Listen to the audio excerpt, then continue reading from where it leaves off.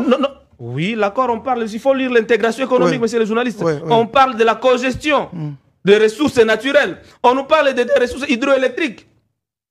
L'article 56 et 57 érige ça comme une infraction parce que ça va nous amputer une part de notre ressource.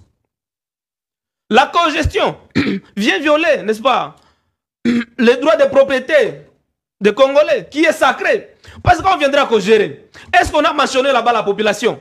Cette constitution vient violer l'article 5, qui parle de la souveraineté de la population. Est-ce que pour que cet accord-là soit signé, on a consulté le peuple? L'article 214 de la Constitution, voilà même l'élément qui a déclenché le départ de Kamer à l'Assemblée nationale en 2009. Il n'a pas été d'accord que la force rwandaise, encore à l'époque, une force conjointe, sur laquelle on insiste ici encore le mécanisme conjoint, puisse entrer sur le sol congolais. Il a été défenestré de son poste. Aujourd'hui, c'est Kamer qui applaudit encore l'accord ici, juste pour garder son poste. Ça, c'est très grave. Je finis en disant ceci.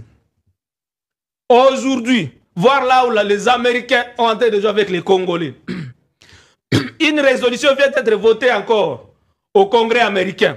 On appelle ça HRS 559, qui demande à ce que la constitution congolaise soit respectée, qu'il n'y ait pas de troisième mandat. Et il recommande, n'est-ce pas, au dialogue de la CENCO. Mais déjà, l'accord signé sous l'égide des Américains a largement violé la Constitution. Mais on vous demande encore de respecter la Constitution. Ça, c'est une confusion dans laquelle les Américains viennent nous mettre encore. Le gouvernement de Kinshasa est en train de tourner à rond, est en train de développer des motifs pour échapper au dialogue de la CENCO. Aujourd'hui, les Américains... Est-ce qu'on peut revenir à vous? J'ai fini. Le temps pour vous de respirer. Les Américains leur demandent aujourd'hui de revenir au pacte social de la CENCO. Et c'est là qui va nous amener, n'est-ce pas, à nous asseoir. Vous avez parlé de qui? De l'ancien président de l'Assemblée provinciale. Il nous dit que c'est le gouvernement lui-même qui construit les rebelles par la frustration. Et autant de Congolais sont aujourd'hui frustrés. Et le moyen nécessaire pour que ces frustrations-là soient éludées, c'est dans ce dialogue-là de la CENCO. Et surtout pour ce que j'aime de ce dialogue-là, ne vient pas dédouaner les criminels. Oui. Mais également, ce n'est pas pour un gouvernement d'union nationale. Parce qu'un gouvernement qu'ils sont en train d'attendre, mon frère ici, José Kaniki, a été nommé ministre. Dans un gouvernement qui ne sera pas une solution. Et c'est pourquoi il est là pour chanter accord de paix, accord de paix. Oui. Nous voulons une paix durable.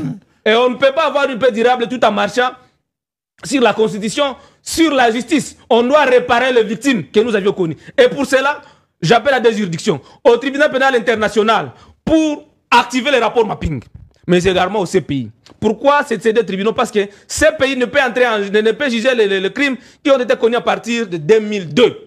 Parce que c'est au moins en 2002 que le CPI a été mis en œuvre. Et donc, accord de paix, Marius Moubalama, l'espoir n'est pas permis? Non, on ne peut pas tromper la population. Ici, il n'y a rien.